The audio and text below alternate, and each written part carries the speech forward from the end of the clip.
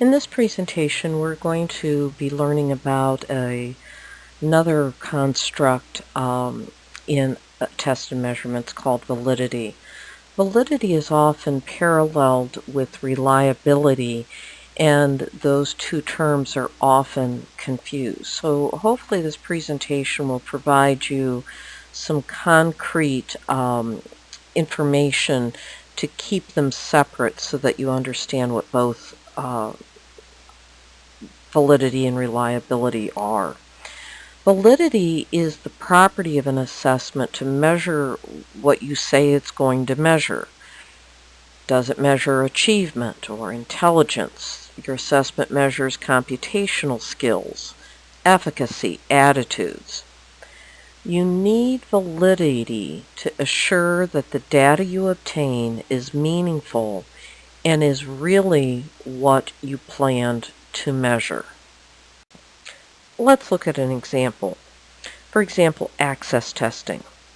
The access test measures English language proficiency. It does not measure achievement in reading, math, science, social studies, or writing. Therefore, it is a valid measure for English language proficiency. It is not a valid measure for measuring achievement.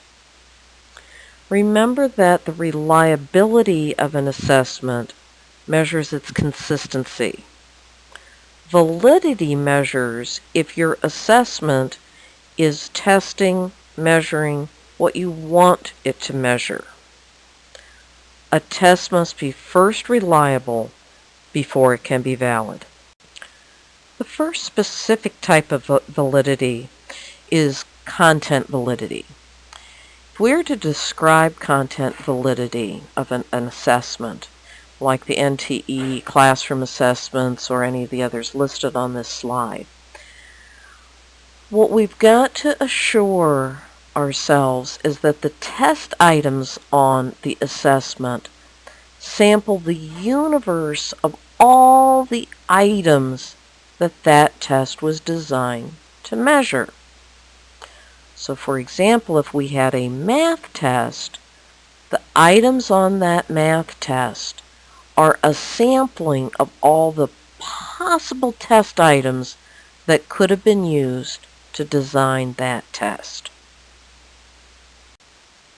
The second form of validity we're going to talk about is criterion validity. Criterion validity occurs between either two tests or a test and a situation. This can be either currently or in the future. If we're talking about current performance on a test and another test, we will say that has concurrent validity. Or if, for example, I'm doing very well in my classroom assessments or my MAP test, I also will likely do well on the WKCE. This shows that the WKCE has concurrent validity with another assessment, such as MAP, at the exact same time. A second form of criterion validity is predictive validity. This case, you have an assessment, and we're going to look at the ACT, and we are going to determine if it predicts in the future something that we want to know. In this case, the ACT has strong predictive validity to performance in college, and they call that the ACT readiness score. Because we have studied the ACT and we have tremendous amounts of information, we know that a student who receives an 18 on English has a 75% chance of earning a C or better in their freshman level English, or a 50% chance or better to earn a B. This is strong predictive validity. The ACT predicts performance in college at a very high rate. Therefore, we say the ACT has predictive validity. The final form of validity that we're going to talk about is construct validity. This one's a little bit trickier.